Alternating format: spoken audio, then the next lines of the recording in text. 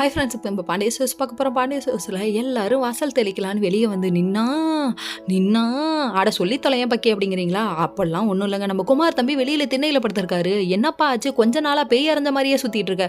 ஒன்றும் இல்லைங்க. அதாவது ஒரு பொண்ணை வந்து லவ் பண்ணுறோன்னு சொல்லிட்டு இப்படி ஏமாத்திட்டமேன்னு அவருக்கே குற்றம் உணர்ச்சி குறிக்கிருச்சு போல். இவர் திருந்திட்டாருங்க, நம்புங்க அப்படிங்கிற மாதிரி ஆயிடுச்சு.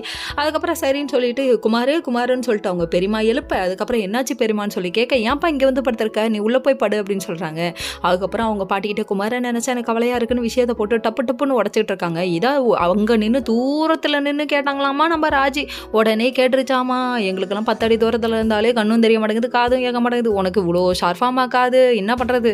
இதெல்லாம் ஒரு பக்கம் இருக்க. இதை கேட்டுக்கிட்டு இருந்தோடனே இது மாதிரி குமாரை நினச்சா பாவமாக இருக்குக்கா, அவன் தப்பு பண்ணியிருக்கான் தான், ஆனால் அதுக்குன்னு இவ்வளோ கஷ்டத்தை அனுபவிக்கிற மாதிரி இருக்குது அப்படின்னு சொல்லிட்டு மீனாட்டை புலம்பிட்டு இருந்தவங்க கடைசியில் குமாரை வெளியில் பார்த்துட்டாங்க. பார்த்தோன்னே அண்ணா ஆமாம், இவங்க பாசமலர் சிவாஜி கணேசன் மனசில் நினைப்பு அப்படியே சென்டிமெண்ட்டாக போடுறாங்களாமா. இவங்க அப்படியே பாசமலரை பொழிகிறதும், அவங்க அப்படியே மலர்களை போல் என் தங்கை உறங்குகிறாள்னு பாட்டு பாடுறதும், ஐயோ இவங்க அடிக்கிற அலும்பு தாங்க முடியலையே அப்படிங்கிற மாதிரி ஆயிடுச்சு.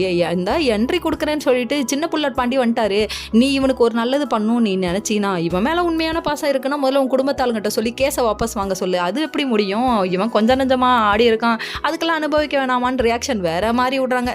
தங்கமயில் ஒரு பக்கம் அத்தை நான் இப்படியே உட்காந்து அழுதுகிட்டு இருந்தா எப்படின்னு சொல்லிட்டு தங்கமயில போய் சுகன்யா உசுப்பேத்து விடுதாமா. அவன் உசுப்பேத்து விடுறான். நீ எதுக்குமா வெளியே வந்து நின்று அத்தை வேலை செய்யட்டுமான்னு சொல்லி கேட்க, எதுக்கு வெளில போகிறவளுக்கெல்லாம் அக்கம் பக்கத்தில் பேசுறதுக்கா அப்படின்னு சொல்லிட்டு நம்ம தங்கமயில அழுவு வச்சுட்டாங்க.